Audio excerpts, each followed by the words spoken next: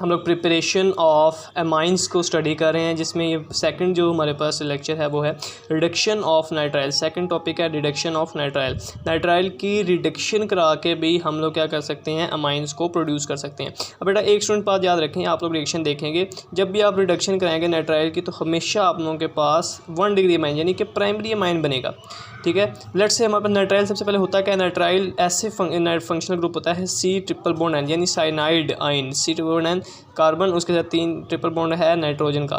ठीक है, उसके साथ जब भी आप अल्काइल ग्रुप लगा दें तो कोई भी एटम या ग्रुप ऑफ एटम इसके साथ लगाओ तो ये किसका फंक्शनल ग्रुप है, हमारे पास नाइट्राइल का फंक्शनल ग्रुप है। ठीक है, किसी भी मॉलिक्यूल के अंदर जब C ट्रिपल बॉन्ड आ जाए, N आ जाए, तो आप समझें कि नाइट्राइल है। रिडक्शन इसकी कराई जाती है। रिडक्शन क्या होती है, कैटालाइटिक रिडक्शन।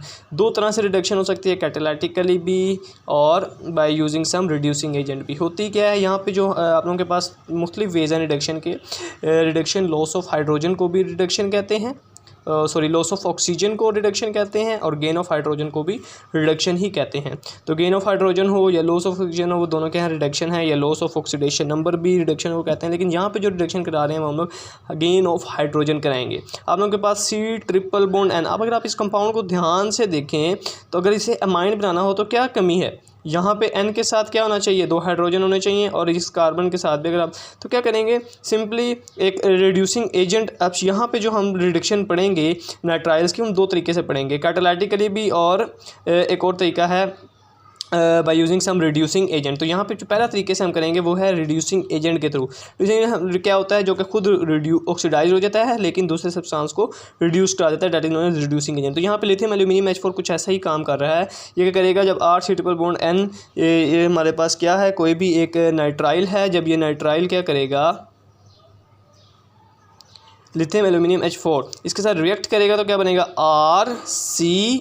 यहाँ पे क्या होगा, सबसे पहले तीनों ट्रिपल बॉन्ड्स जो हैं ये कन्वर्ट हो जाएगा सिंगल बॉन्ड में। जैसे ये सिंगल बॉन्ड में कन्वर्ट होगा तो कार्बन की भी एक वैलेंसी बढ़ जाएगी, कार्बन की भी एक वैलेंसी 2 वैलेंसीज बढ़ जाएंगी, और नाइट्रोजन की भी 2 वैलेंसीज बढ़ जाएंगी। जब दोनों की 2 वैलेंसी बढ़ जाएंगी, यहाँ पे चूंकि 4 हाइड्रोजन है, 2 इधर लग जाएंगे, 2 इधर आगे लग जाएंगे, तो ये RCH2 NH2 हमारे पास प्राइमरी अमाइन जो है ये प्रोड्यूस हो चुका है। So this is the simplest way. एक और तरीका, अभी किसी मिसालें हम लोग लिखें, कुछ मिसाल्स हम लोग देखते हैं, इनकी मिसाल्स यानी कि एग्जाम्पल्स। लेट्स से हम लोगों ने R ले लिया, C2H5 यानी कि इथाइल, ठीक हो गया, इथाइल हम लोगों ने ले लिया। अब जब हम इस इथाइल को यहाँ पे ऐड कराएंगे, C2H5 C triple bond N, यहाँ पे ये डॉट लगाना मत भूलिएगा, ये 2 क्या हैं, लोन पेयर्स हैं। जब ये रिएक्ट करेंगे इन the presence of this reducing agent, इसका नाम मुझे भी नहीं आता क्योंकि मैं भी आप लोगों की तरह एक स्टूडेंट ही हूँ। लिथियम एल्यूमिनियम H4 की तरह रिएक्ट करेंगे तो क्या बनेगा, RC, R तो हम लोगों ने लिया हुआ ना, C2H5, यहाँ पे C2H5, और यहाँ पे ये जो कार्बन है तो क्या हुआ, C और N का बॉन्ड जो है वो सिंगल बॉन्ड हो गया, C सिंगल बॉन्ड N, ये लोन पेयर भी मैं इसका यहाँ पे लगाता हूँ। अब क्या हुआ, जब सिंगल बॉन्ड में कन्वर्ट हुआ तो 2 वैलेंसीज कार्बन की बढ़ गई,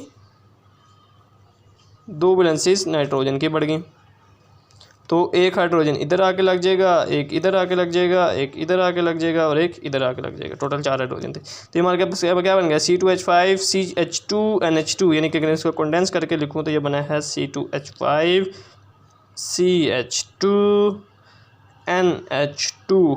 सो दिस फंक्शनल ग्रुप, ये हमारे पास कौन सा कंपाउंड बन गया जी, ये 1 2 3 टोटल 3 कार्बन है, तो दिस इज़ प्रोपाइल एमाइन। और कौन सा प्रोपाइल अमाइन है जी, 1 डिग्री यानी कि प्राइमरी, क्योंकि नाइट्रोजन सिर्फ और सिर्फ एक कार्बन के साथ अटैच है। अगर आप इस कंपाउंड को थोड़ा और कॉम्प्लेक्स करके कंडेंस करके लिखें तो ये क्या बन गया, T2 और टोटल कितने हो गए, C3H5 और H2H7 NH2। ठीक है, तो ये हमारे पास क्या हो गया जी, रिडक्शन ऑफ नाइट्राइल। एक सेकंड वे भी है, ये तो हमने कराया, रिडक्शन ही कराएंगे, लेकिन हमने सबसे पहले क्या कहा जी, हम प्रिपरेशन पढ़ रहे हैं। पहला हमने स्टडी किया जी, वो क्या था हमारे पास पिछली वीडियो में, that is by treating them with alkyl halide को ट्रीट कर रहे थे। ठीक है, उसके साथ क्या था यार, अच्छा खैर जो भी था मेरे जहन से निकल गया। कैटालाइटिक रिडक्शन अब सेकंड वे जो था वो था रिडक्शन ऑफ नाइट्राइल्स, ठीक है। वो भी हमारे पास अमाइन प्रोड्यूस कर रहे थे, दो तरीक़े से हो रही थी, हमने कहा एक हो रही थी by using some reducing agent, और सेकंड वे था कैटालाइटिक रिडक्शन। तो कैटालाइटिक रिडक्शन क्या है जी? कैटालाइटिक रिडक्शन को थोड़ा सा देख लेते हैं। कैटालाइटिक रिडक्शन यानी कि सिंपल वही रिडक्शन कराएंगे, वही हाइड्रोजन ऐड कराएंगे, लेकिन in the presence of some catalyst.